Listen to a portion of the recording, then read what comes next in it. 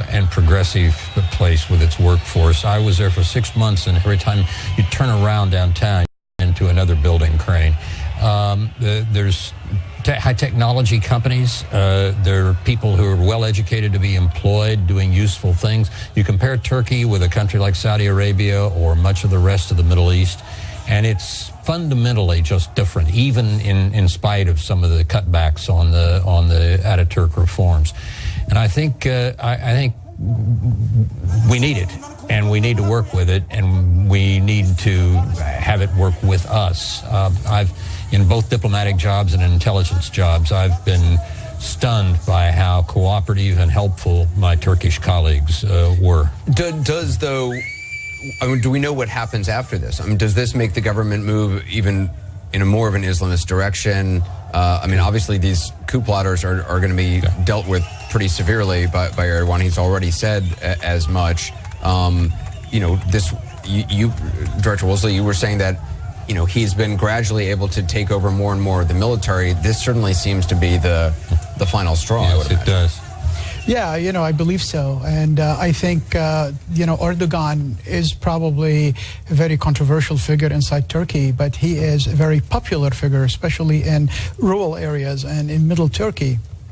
His conservatism is very appealing to many Turks. So he's going to get... Sorry, I've just been given some information that apparently pro-coup soldiers have arrived at the offices of our sister network, CNN Turk. These are images from CNN Turk.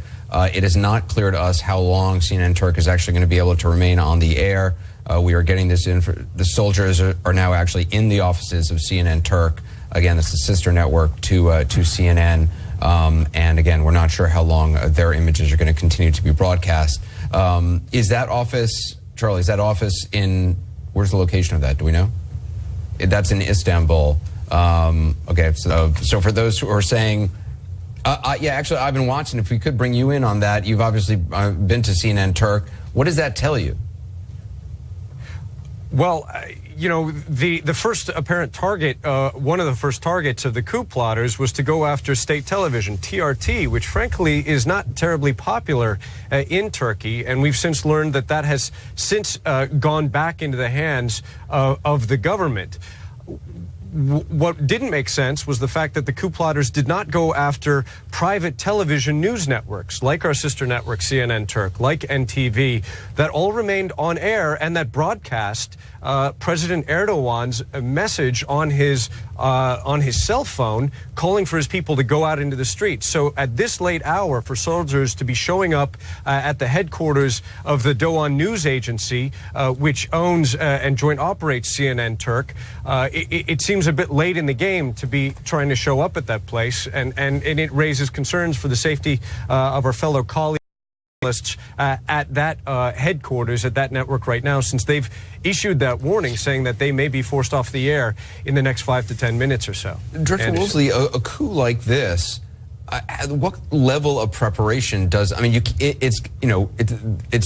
a lot of moving parts to something like this. You've got to keep it secret. You've got to have enough Confederates who have enough troops at their disposal who are going to be loyal to them. So it's not something that can be planned. This has been planned for quite some time. Well, I think with coups, as with military operations, the plans never survive the first part of the operation. You have to be flexible enough to change your tactics as you're going through, and it doesn't sound like these coup plotters had that kind of flexibility. General Clark, does that seem true to you as well? It does, but again, we don't have the complete picture of what's on the ground. So we're hearing from Istanbul, we're not hearing from Ankara. And this would be a sort of a classic dilemma for the coup plotters. It may be that they've completely taken over Ankara, and that's why we're not hearing anything. And then Erdogan would fall back to Istanbul, and Clark, he would try to use Istanbul. The importance of Ankara, just to our viewers, that's obviously the capital of the nation, the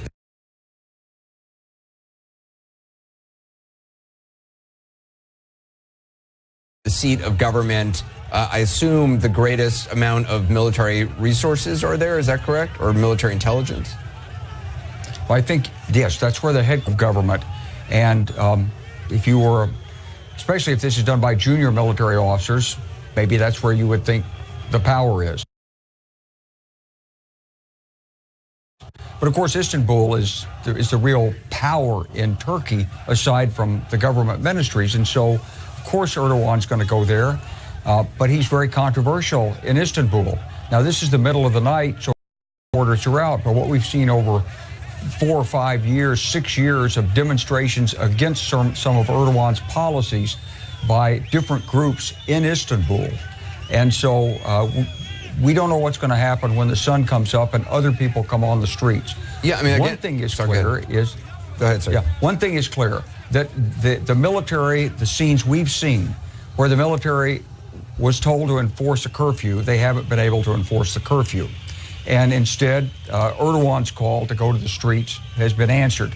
But we don't know what the staying power is here, and it's still too early to call, based on the information we've got here publicly. Yeah, I mean, Ali, he raises really excellent points. It's very easy to look at huge crowds in the streets and think, oh, well, that's the vast majority of people. If you look at, I mean, Erdogan was elected with a slim majority, and in a lot of places is not very popular. He's not, and even in Istanbul, he is not very popular in some areas, but he's popular in other areas.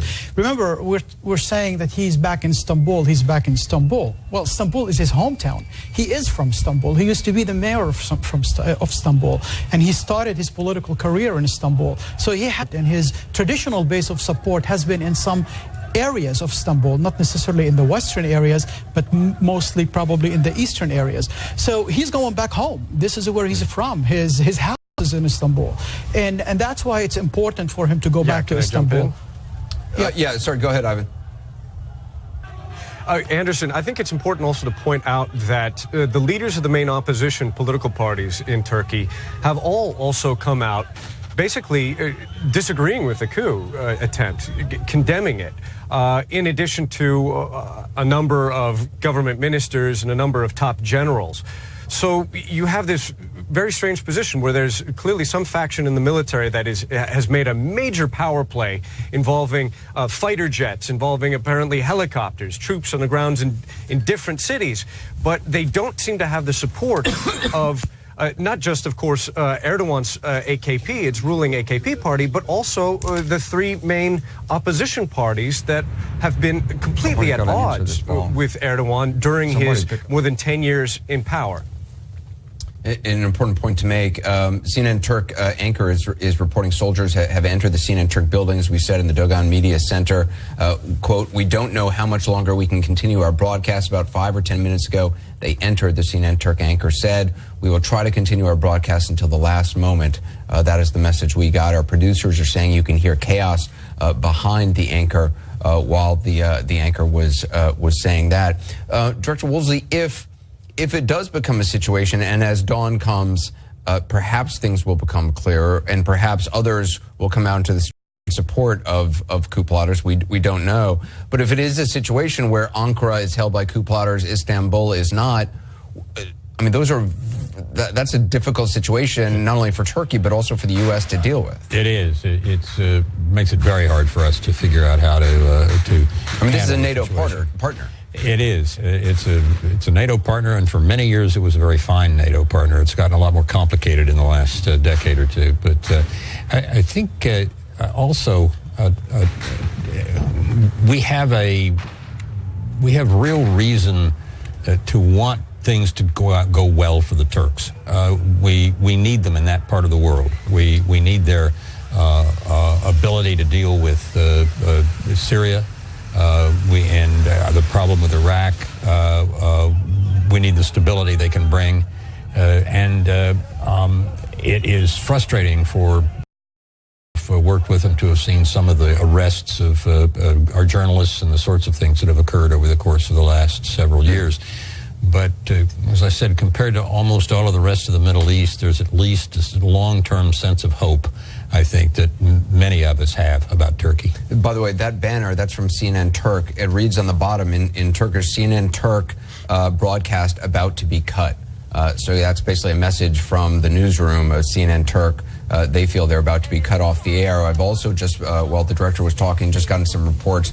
Multiple explosions have been heard both in Ankara and in Istanbul. We don't know the exact location of those explosions. We did hear from an American who was at the Four Seasons Hotel who heard at least one explosion on one of the bridges over the Bosporus. That was just before we went on air. I'm also getting more information right now that members of the Turkish parliament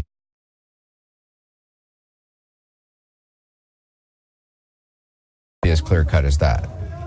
Stay tuned, definitely. Yeah, absolutely. I mean, obviously, General Clark, CNN Turk apparently being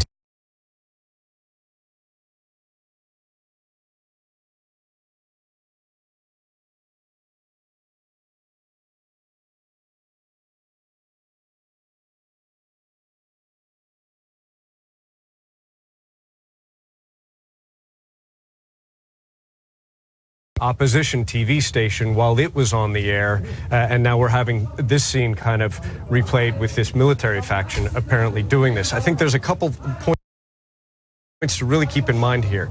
The military is a largely conscript army. Every Turkish male over a certain age has to do his military service. So while there may be a group of supporters for this attempted coup, presumably within that those hundreds of thousands of people, some of those people also voted for Recep Tayyip Erdogan and for his government, which has enjoyed about 49-50% support at the polls.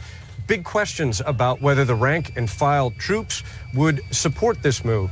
And I've spoken with a career Turkish Navy officer who was on vacation in Turkey when this all blew up.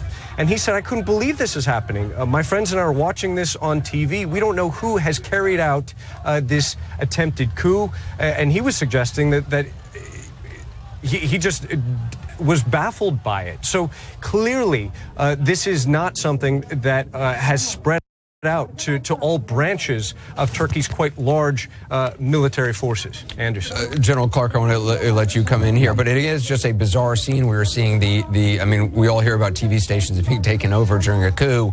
They're actually broadcasting live and sending out a message live on television saying, we're being taken over and we're about to have our transmission cut. General Clark, your comments, then we'll take a break. Yeah, I was going to say, it's exactly right. The Turkish military is conscript.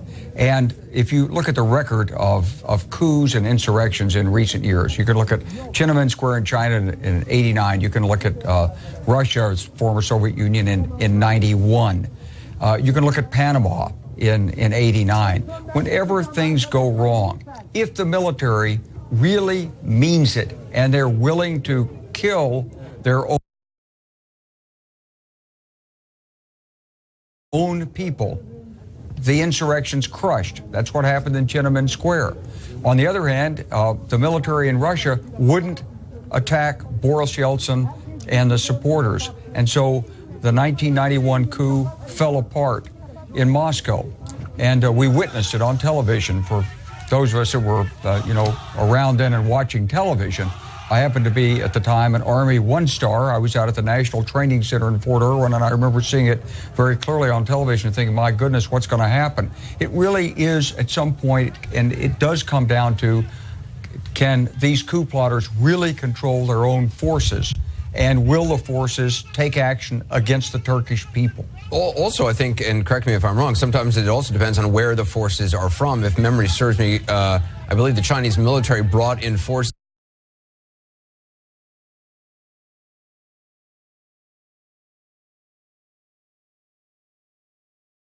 that is changing. At Temenos with the Microsoft